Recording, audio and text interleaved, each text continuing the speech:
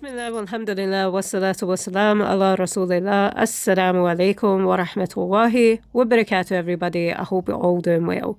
I just thought I would come on and make a short video as we wave goodbye to the World Cup in Qatar. I'm not going to lie, I'm kind of glad that it's over. Congratulations, Argentina. But I'm not a footy fan, and I'm just looking forward to getting my online spaces back, as well as my team boys, free of World Cup news. Anyway, I felt like there was a couple of lessons that could come out of the Qatari World Cup. Lessons that are more than football skills and the offside rule and all that jazz. So let's get into it. The first thing I feel that we as people can learn from the experience is, don't believe everything you hear.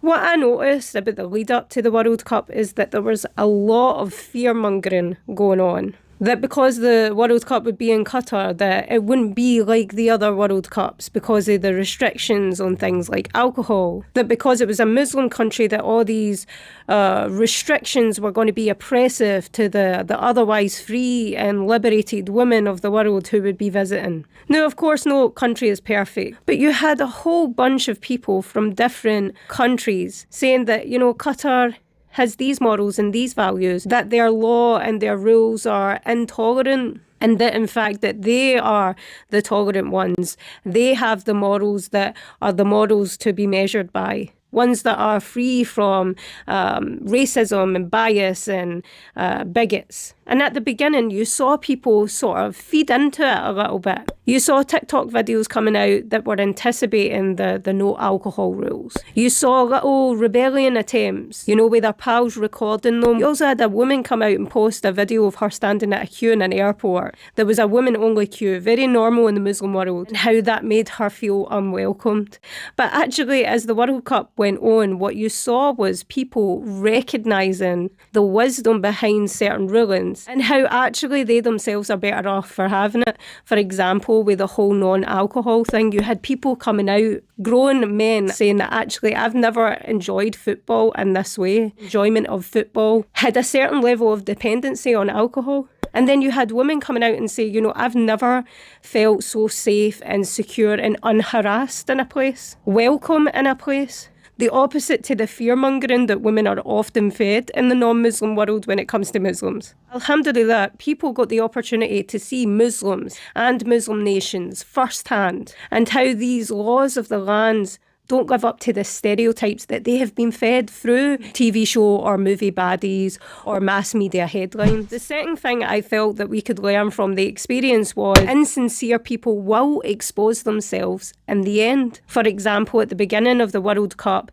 a lot of channels had boycotted the opening ceremony under the guise that they were taking this stance because Qatar was an intolerant nation, and that how their nation were so tolerant, the standard. Yet, people enjoyed the opening ceremony so much, which was based on tolerance and the welcoming of different nations and tribes. It went viral. People loved it. People were posting all over the Muslim world and the non-Muslim world. Now, all of us can make mistakes. All of us can sometimes judge a book, or in this case, a nation by its cover. However, if you were sincere, surely you would say, you know, I was wrong. But instead, these same people who said that their morals are the morals to measure by have kept quiet when representatives of their country are comparing Moroccan players and their families to monkeys. In fact, they themselves are criticising people like Messi for accepting the Qatari garment that the person who was awarding them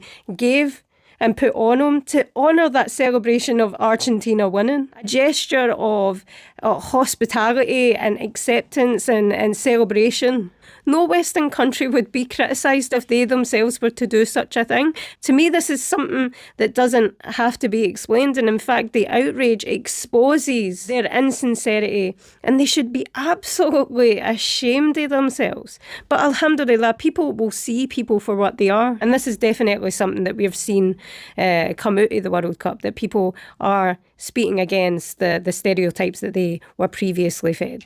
And the last point I want to make is this. Muslims are by no means perfect. The religion is, but people are not. But generally, we are a people who strive to be our best self. A famous imam in Islam said, the more I learn, the more I learn of my ignorance. Meaning, it isn't until we start to acquire the knowledge do we realise how much we don't know. So if you want to get to know a people and get to know a culture, strip away all those stereotypes that you've been fed. Ignore the hearsay. Get to know people. Ask questions. You don't always have to agree, but at the very least, you'll understand the logic behind why we are the people that we are, why we have the boundaries that we have, but how despite that, we are a peaceful and welcoming nation. Anyway, I think that's enough for me on this one. Any mistakes I've made in this video is from me and my limitations and need for knowledge. And any good from this video is from Allah subhanahu wa ta'ala, God, the one and only Almighty. I'll see you all very soon. Assalamu alaikum wa rahmatullahi wa barakatuh.